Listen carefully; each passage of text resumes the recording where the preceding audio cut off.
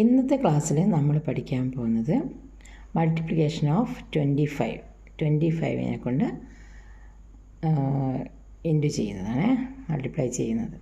ഇപ്പോൾ 5ൻ്റെ നമ്മൾ പഠിച്ചു, 15ൻ്റെത് പഠിച്ചു, ഇനി 25ൻ്റെതാണ്. അതേപോലെ തന്നെയാണ് ഈവൻ നമ്പേഴ്സ് ആണെങ്കിൽ 0, ഓഡ് നമ്പേഴ്സ് ആണെങ്കിൽ ലാസ്റ്റ് ആൻസറിൻ്റെ ലാസ്റ്റിൽ 5. അപ്പോൾ അതറിയാലോ. അപ്പോൾ ഇനി 25ൻ്റെ ചെയ്യാം. 25 ഇൻറ്റു 25 ആയിക്കോട്ടെ ഫസ്റ്റ് അല്ലേ. 25 ഇൻറ്റു 25. ഫസ്റ്റ് നമ്മൾ 5നെ കൂടെ ചെയ്യുമ്പോൾ തന്നെ 2ൻ്റെ പകുതി 1, 5ൻ്റെ പകുതി എന്ന് പറഞ്ഞാൽ 5ൻ്റെ തൊട്ട് താഴത്തെ സംഖ്യ 4, 4ൻ്റെ പകുതി 2 അല്ലേ. എന്നിട്ട് ഇത് ഓഡ് നമ്പറല്ലേ, അപ്പോൾ നമ്മൾ ലാസ്റ്റ് 5 ഇട്ടെടുത്തു. ഇനി വീണ്ടും ഇതിനെ പകുതിയാക്കാം. 12ൻ്റെ പകുതി 6, 5 എന്ന് പറയുമ്പം 5ൻ്റെ തൊട്ട് താഴത്തെ സംഖ്യ 4, 4ൻ്റെ പകുതി 2.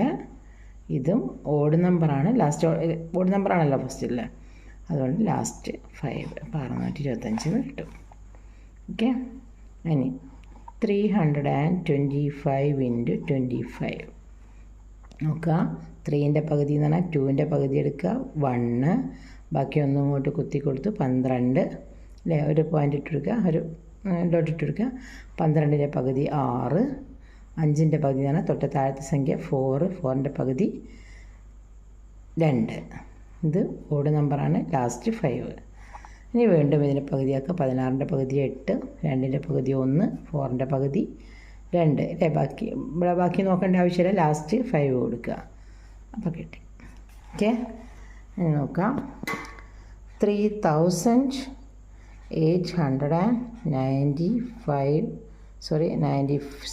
ഇൻറ്റു 25.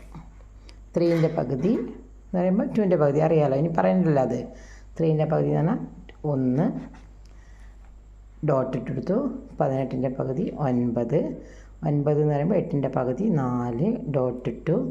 16ൻ്റെ പകുതി 8. ഇത് ഈവൻ നമ്പറാണ്, അതുകൊണ്ട് 0. അപ്പോൾ വീണ്ടും 19ൻ്റെ പകുതി എന്ന് പറയുമ്പോൾ 18ൻ്റെ പകുതി 9 അല്ലേ. ഇവിടെ കുത്തി പോയിൻ്റ് ഇട്ടു. 14ആയി. 14ൻ്റെ പകുതി 7, 8ൻ്റെ പകുതി 4, 0 0 തന്നെ ഇറക്കിയിടുക. എന്നിട്ട് വീണ്ടും ലാസ്റ്റ് ഒരു 0 കൂടെ. ഓക്കെ. 48,972 ഇൻറ്റു 25. 4ൻ്റെ പകുതി